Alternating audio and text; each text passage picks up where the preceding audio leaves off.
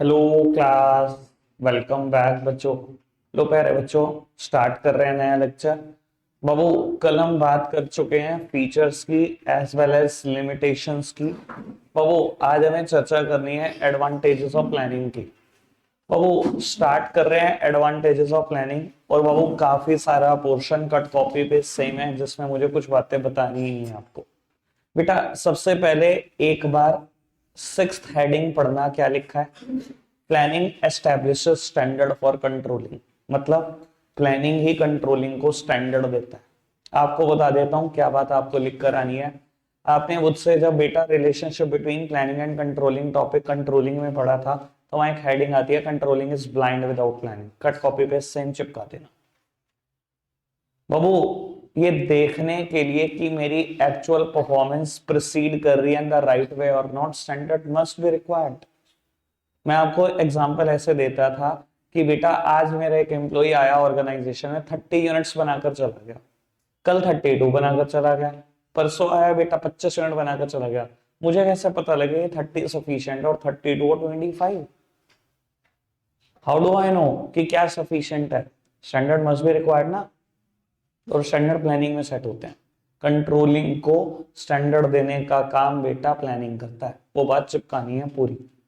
ठीक है जी। अब वो इससे पिछली हेडिंग, फिफ्थ हेडिंग, फटाफट से बताओ। Planning facilitate decision making. कल फिफ्थ हेडिंग पढ़ी थी, planning involve decision making. Sixth ही पढ़ी थी शायद, है ना। कट कॉपी पे सेम है, कुछ नहीं बताना। इससे ऊपर वाली heading, planning promotes innovative idea. कल सेवेंथ हेडिंग पढ़ी थी, planning is a mental exercise. Cut copy पे सेम, कुछ नहीं बताना। बाबू, फर्स्ट हेडिंग पढ़ना, प्लानिंग प्रोवाइड डायरेक्शन। बाबू, वेरी फर्स्ट डे जिस दिन प्रोसेस पढ़ा रहा था उस दिन ही बता दी थी बात। बेटा, जैसे ही टॉप लेवल स्टैंडर्ड सेट करता है और बेटा कम्युनिकेट करता है throughout the organization, it provide auto direction to the different departments. याद है आपको बात वो 12 लाख वाली, कि जैसे उसने स्टैंडर्ड सेट किया कि जी मुझे 12 लाख यूनिट बनानी है और बेचनी है पूरी ऑर्गेनाइजेशन के लिए, फाइनेंस डिपार्टमेंट को ऑटोमेटिक डायरेक्शन मिल गई कि 12 लाख यूनिट का तो पैसा अरेंज कर लू ना मैं। प्रोडक्शन को भी डायरेक्शन मिल गई ना कि 12 लाख प्रोड्यूस करनी है। परचेज को भी मिल गई ना कि 12 लाख यूनिट के लिए रॉ मटेरियल बाय करना है। सबको डायरेक्शन मिल जाती है ऑटोमेटिकली, कुछ नहीं कहना, कुछ नहीं करना। ठीक है जी।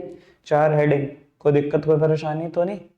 मुझे लग रहा है मैं बड़ी तेज चल रहा हूँ आज, 4 हेडिंग उड़ा दी भाई साहब, 4 मिनट नहीं हुए। बाबू, सेकंड हेडिंग पढ़ना, क्या लिखा है। प्लानिंग रिड्यूसेस क्रिएटिव, नहीं, planning reduces risk of uncertainty. बाबू, एक बार ना अच्छे से पढ़ लो, क्या ये लिखा है, क्या planning eliminates risk of uncertainty? क्या लिखा है? रिड्यूसेस। बहुत सारी बार ना आपको ये स्टेटमेंट देके ट्रू और फॉल्स पूछा जाता है। Planning eliminates risk of uncertainty. बाबू, खत्म नहीं कर सकता रिस्क ऑफ अनसर्टेनिटी। आपको पता है रिस्क ऑफ अनसर्टेनिटी क्या होता है? फ्यूचर के बारे में सब कुछ पता होना। या फ्यूचर के बारे में किसको पता?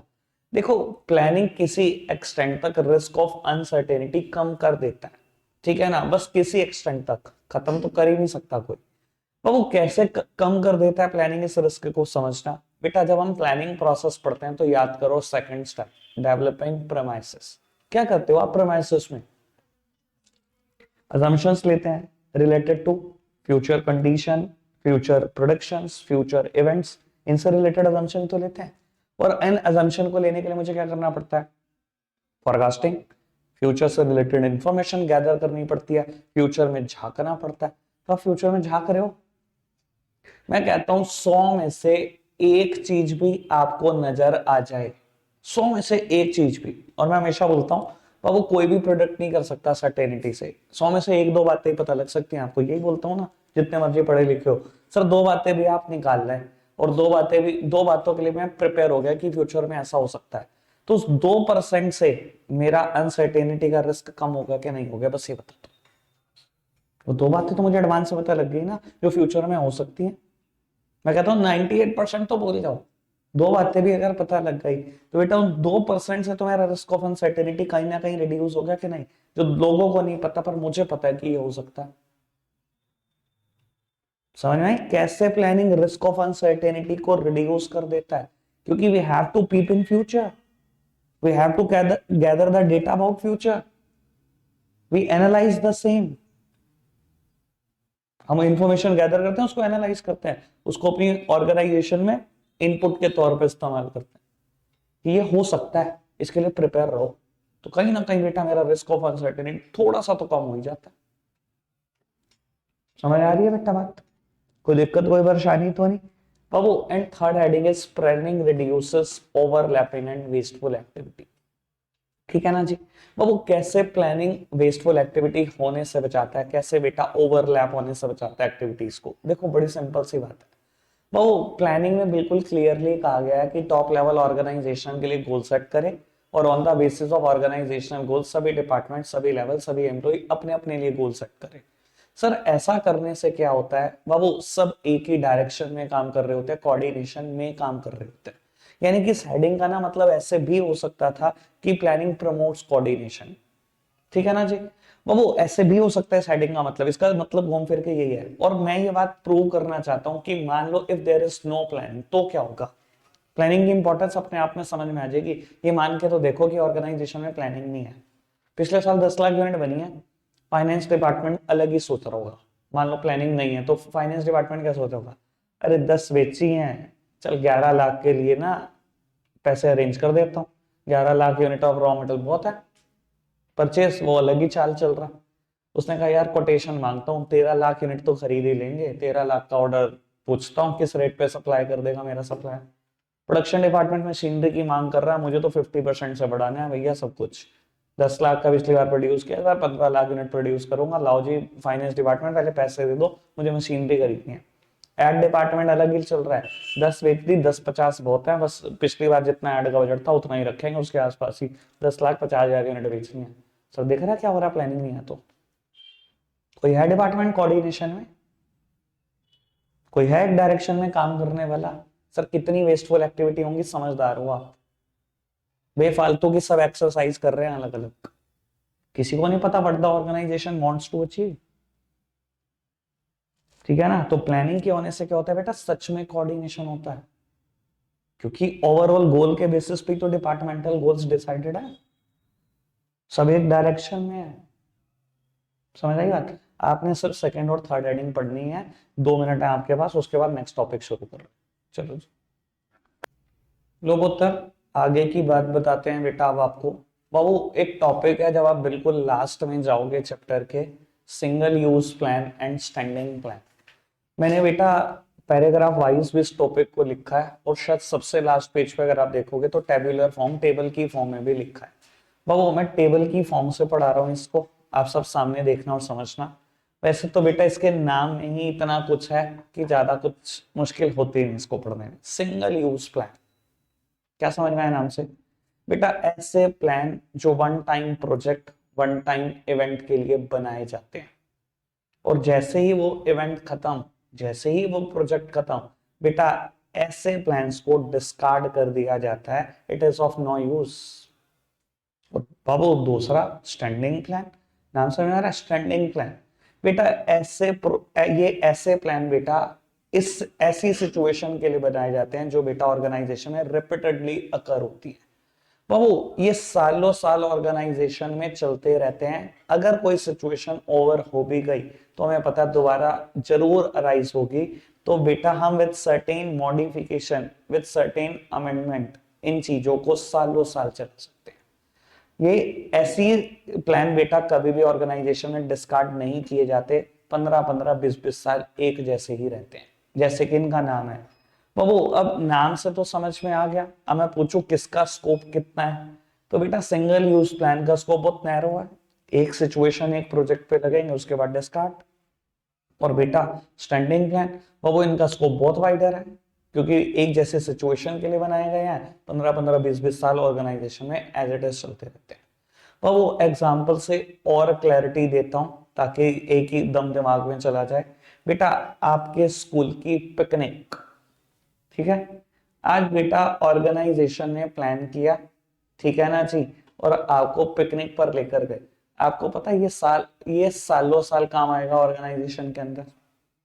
चेंज करना होगा तो बेटा कुछ बेसिक चीजें, भैया बच्चों ने स्कूल ड्रेस में आना है, ये प्लान एज इट इज है, हर साल ही यही कहना स्कूल ड्रेस में, ठीक है ना। बच्चों ने स्कूल के कन्वेंस से आना है या बेटा पेरेंट्स लेके आना, सेम है। बच्चों ने पेरेंट्स के साथ जाना है या स्कूल के कन्वेंस से घर वापस जाना है, सेम है बातें। चेंज क्या होती है, लोकेशन एंड टाइमिंग, बाकी सभी बातें कट कॉपी पेस्ट सेम, तो थोड़े से जो चार्जेस, पता है ना बेटा, कोई दिक्कत कोई परेशानी तो नहीं बाबू। और अगर मैं बात करूं स्कूल का बेटा, पिकनिक ना हो, गोल्डन जुबली या सिल्वर जुबली प्रोग्राम हो, मान लो बेटा आपके स्कूल ने 50 साल पूरे कर दिए हैं और गोल्डन जुबली सेलिब्रेट कर रहा है स्कूल, सर दोबारा कभी 50 साल पूरे होंगे? आज ही तो होंगे, उसके बाद तो कभी नहीं होंगे, उसके बाद होंगे तो 100 होंगे, वो भी किसने देखे? सीधी सी बात, 50 साल दूर की बात कौन करेगा? तो बेटा अगर आज आपने कोई प्लान बनाया है तो it is a single use plan. जैसे ही बेटा ये इवेंट ओवर होगा, ये प्रोजेक्ट खत्म होगा, बेटा उस प्लान को फाड़ कर फेंक देना, 50 साल तक काम नहीं आने का आपके। समझ में आ रहा है बेटा? स्कूल की पिकनिक एक स्टैंडिंग प्लान है, जबकि बाबू अगर मैं बात करूं स्कूल का गोल्डन जुबली प्रोग्राम, ये बेटा एक सिंगल यूज प्लान है।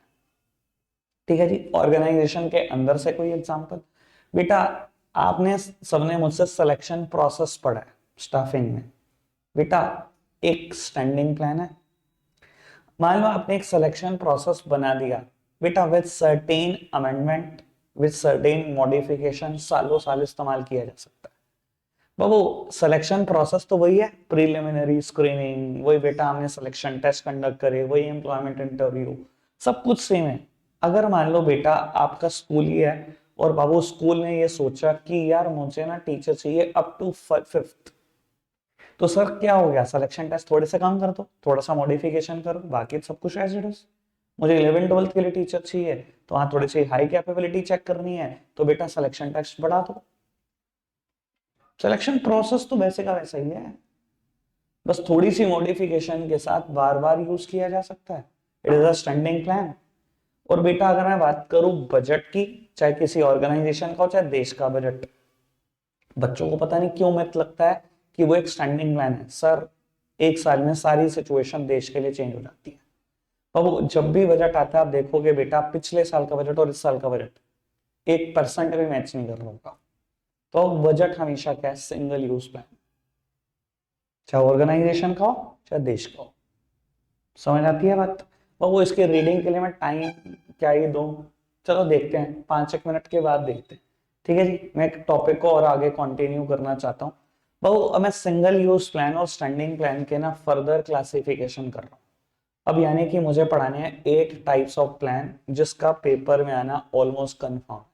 मैंने क्या बोला था प्रोसेस के टाइम पर, आपको याद होगा बाबू? अगर इस चैप्टर में टाइप्स ऑफ प्लान हैं जो कि बीच में पिछले 3 साल नहीं रहे, तब तक तो बेटा प्रोसेस बड़ा इंपॉर्टेंट हो जाता है प्लानिंग का। देखो तो फीचर इंपॉर्टेंट हो जाते हैं, लिमिटेशन इंपॉर्टेंट हो जाती है। लेकिन अगर टाइप्स ऑफ प्लान कोर्स का पार्ट है, जो कि इस साल है आपके कोर्स का पार्ट, सर मुझे लगता नहीं है कि प्रोसेस का कोई बहुत बड़ा रोल रह जाता है या इंपॉर्टेंस लिमिटेशन का कोई बहुत बड़ा रोल रह जाता है। मतलब मेरा एक्सपेक्टेशन ये है बेटा, टाइप्स ऑफ प्लान के अलावा प्लानिंग में से कुछ नहीं आना चाहिए, एक आध मार्क के क्वेश्चन को छोड़कर। बड़ा क्वेश्चन टाइप्स ऑफ प्लान पर आएगा। ठीक है जी बाबू, 8 टाइप्स ऑफ प्लान है, पढ़ने जा रहे हैं। बिल्कुल आखिरी में जब सब पढ़ लेंगे तो बताऊंगा कितने सिंगल यूज हैं कितने स्टैंडिंग है। ठीक है जी बाबू, अगर आप देखोगे 8 टाइप्स ऑफ प्लान के नाम, तो बाबू शुरू में लिखा गया objective, second one is strategy, then कहीं ना कहीं पॉलिसी रूल्स, कहीं कहीं ना कहीं मेथड प्रोसीजर, और कहीं ना कहीं बेटा प्रोग्राम और बजट। 8 है। ठीक है बाबू, 3 को हम पेयर की फॉर्म में पढ़ेंगे, यानी कि ऑब्जेक्टिव और स्ट्रेटजी हमेशा साथ पढ़ेंगे। ठीक है ना, मेथड और रूल्स हमेशा साथ पढ़ेंगे, सॉरी रूल और पॉलिसी, मेथड और प्रोसीजर साथ पढ़ेंगे, और बाबू बाकी दोनों अलग पढ़ेंगे, प्रोग्राम और बजट। ठीक है जी बाबू, इनको साथ पढ़ने का लॉजिक क्या है? कहीं ना कहीं बेटा जो भी मैं कह रहा हूं साथ पढ़ेंगे, पेयर की फॉर्म में पढ़ेंगे बेटा, there exist a close relationship, कहीं ना कहीं बेटा उसमें बहुत क्लोज रिलेशनशिप है, तभी मैं उसकी बात कर रहा हूँ साथ पढ़ने की। एक बात और बाबू, अभी मैं ऑब्जेक्टिव और स्ट्रेटजी शुरू कर रहा हूं, एक बात और ध्यान रख लेना बेटा, स्ट्रेटजी में से 10 में से 4 केस स्टडी आती है। यानी कि अगर आप टाइप्स ऑफ प्लान उठाकर देखोगे तो 10 में से 4 बार स्ट्रेटजी आया होगा, तो ये अपने आप में मोस्ट इंपॉर्टेंट है बेटा। ठीक है जी, एक बात और बाबू, जब हम केस स्टडी पढ़ेंगे ना, तो ना बिल्कुल केस स्टडी में जो रिक्वायरमेंट है उस पर नजर बनाए रखना ढंग से।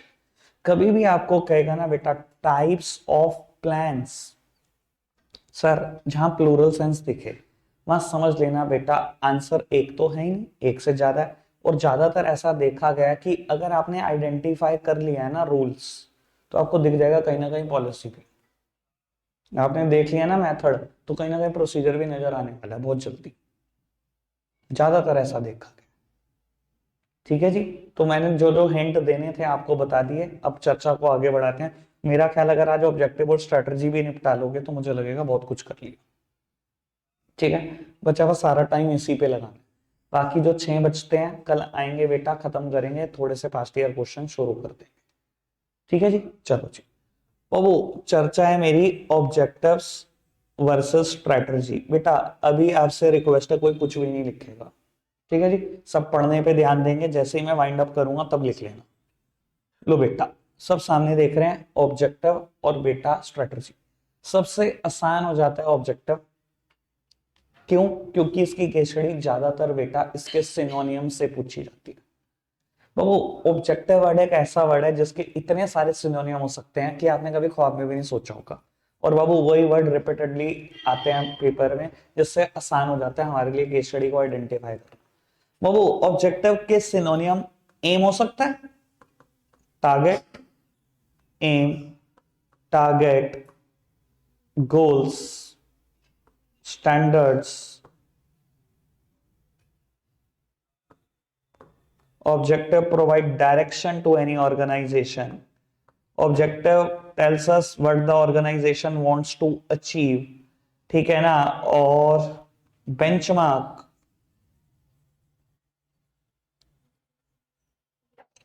अब वो objective are the basis to any organisation.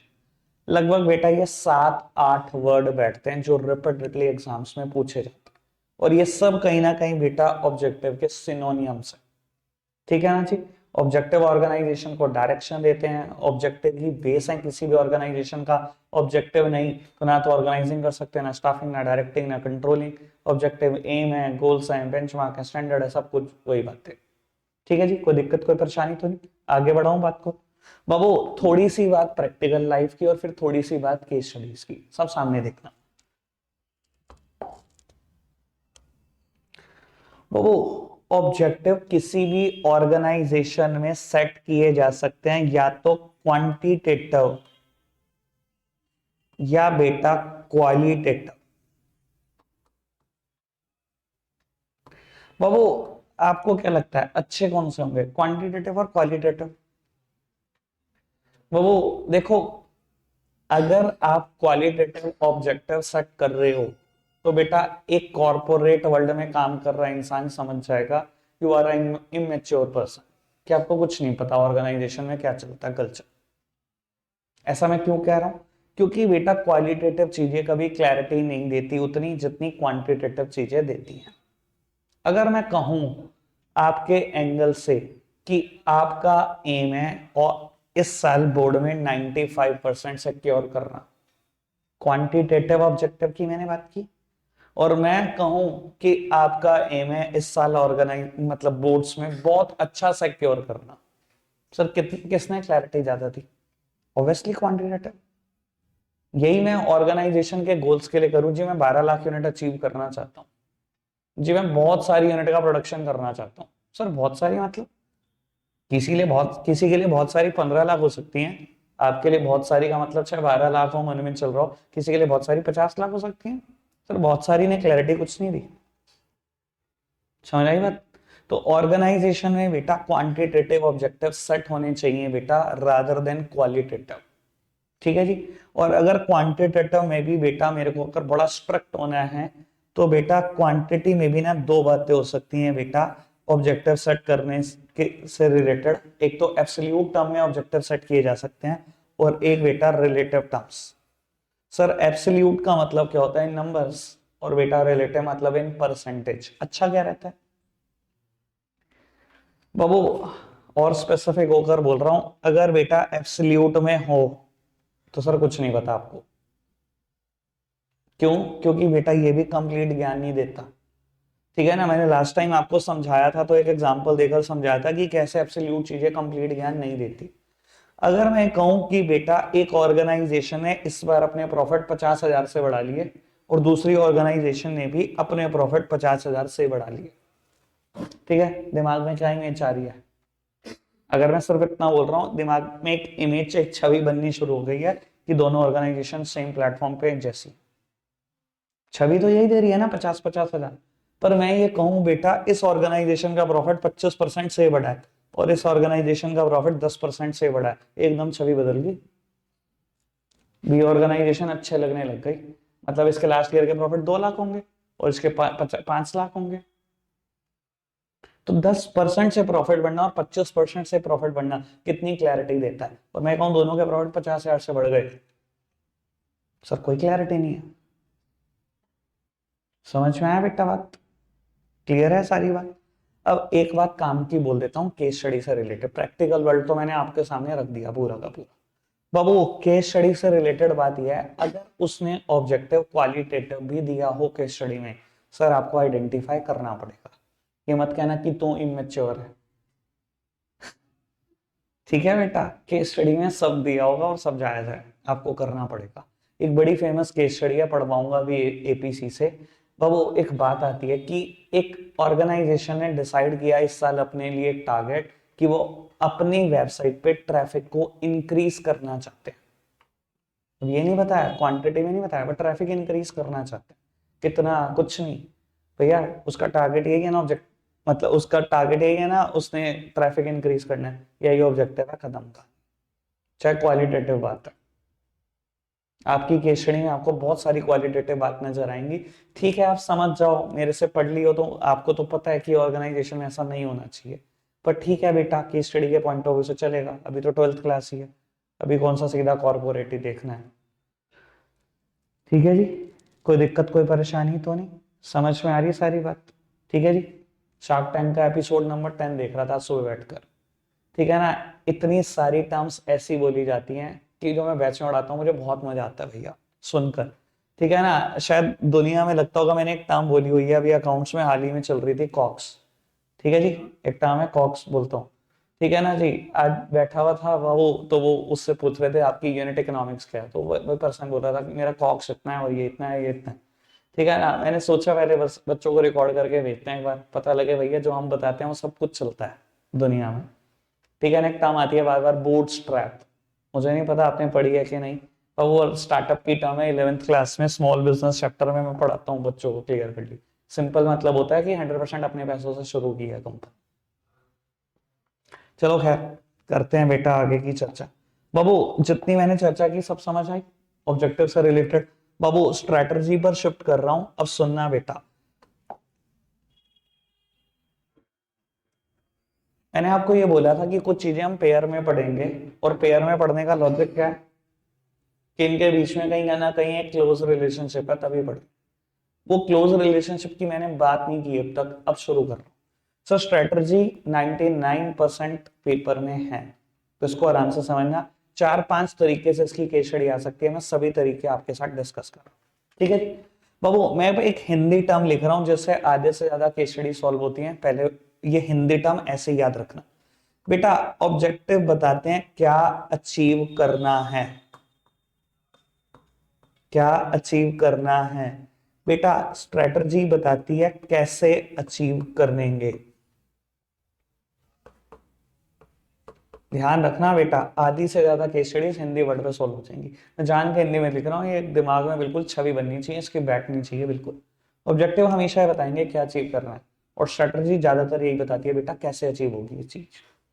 अब वो मोदी गवर्नमेंट को चाहिए था कि ब्लैक मनी ना इंडिया से काफी कम हो जाए। क्या अचीव करना है? ब्लैक मनी को कम करना है इंडियन इकोनॉमी से।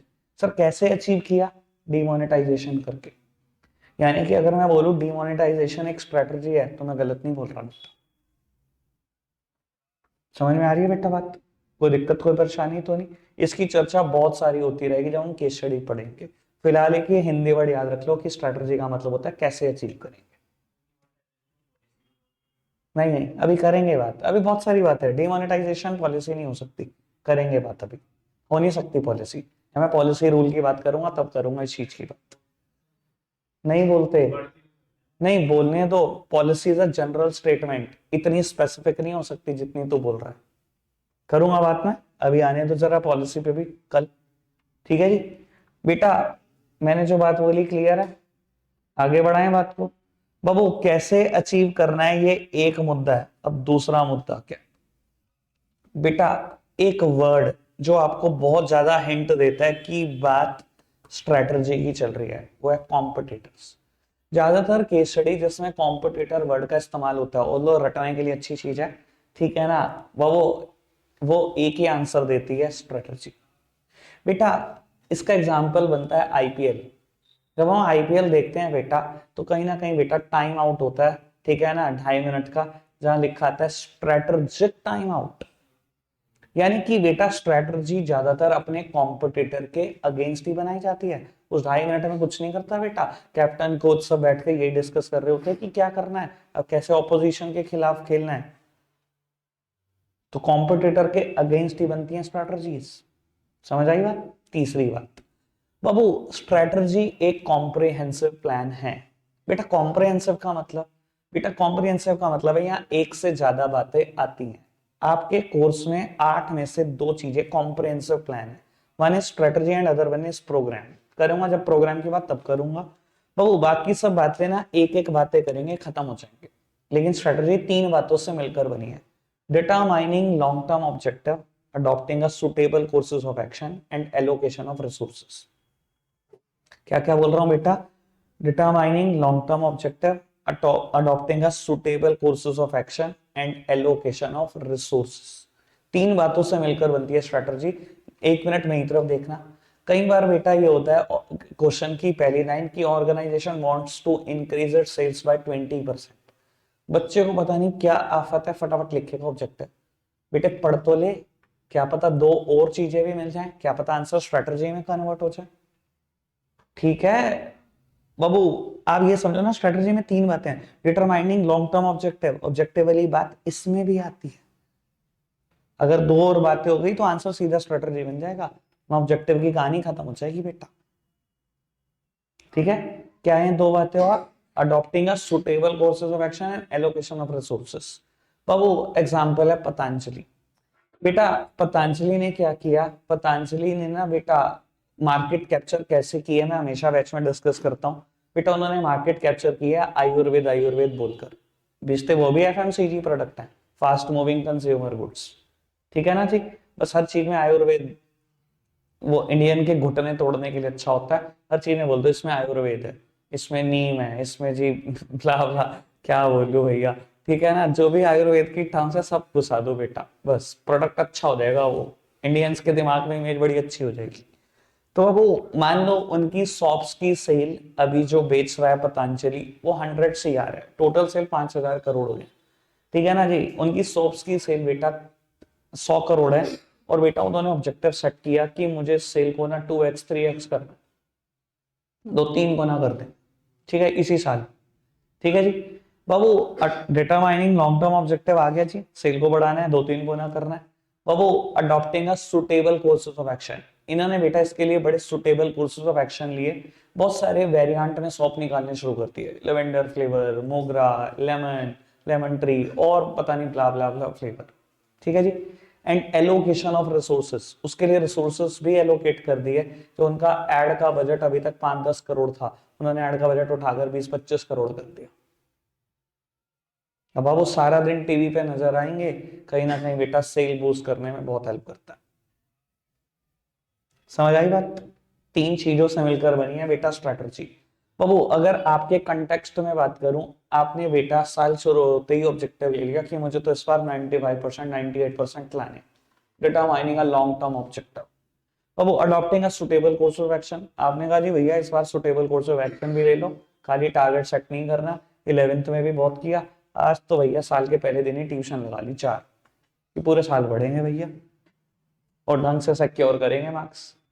सुटेबल कोर्स ऑफ एक्शन भी ले लिए, एंड एलोकेशन ऑफ रिसोर्सेस, बेटा रिसोर्सेस भी एलोकेट कर दिए, पूरा फंड खर्च दिया बेटा नई नई बुक्स पढ़ने में, इतनी बुक्स खरीदने में, बाबू इतने टीचर के नोट्स इकट्ठे कर, ये कर वो कर।